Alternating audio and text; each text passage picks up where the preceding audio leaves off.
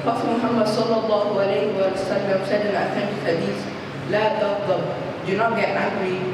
The backstory behind this hadith is a man came up to the Prophet Muhammad sallallahu alayhi wa sallam and said to him, "O Prophet Muhammad sallallahu alayhi wa sallam, can you please give me some advice?"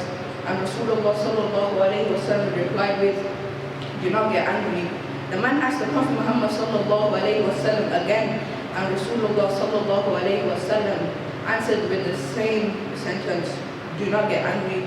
For a third time, the man asked the Prophet Muhammad sallallahu alayhi wa sallam, and Prophet Muhammad sallallahu alayhi wa sallam replied with the same answer, "Do not get angry."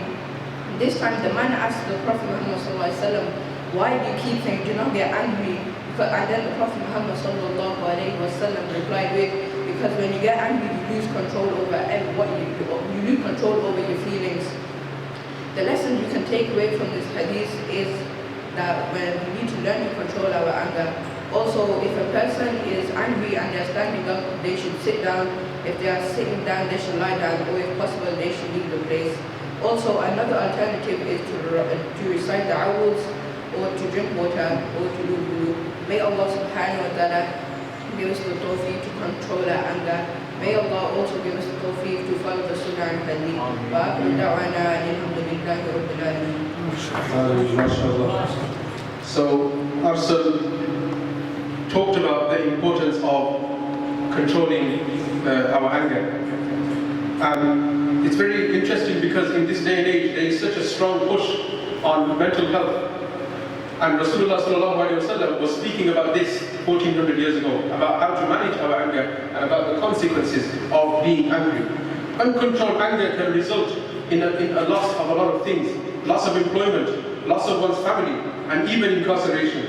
Individuals who cannot get a grip on their destructive, aggressive behavior are likely to suffer not only increased risk of health problems, but serious social problems as well.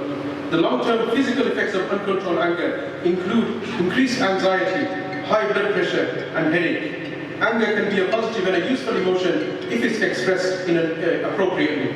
Long-term strategies for anger management include regular exercise, learning relaxation techniques, and counseling. So Rasulullah ﷺ emphasized on the importance of managing and controlling our anger.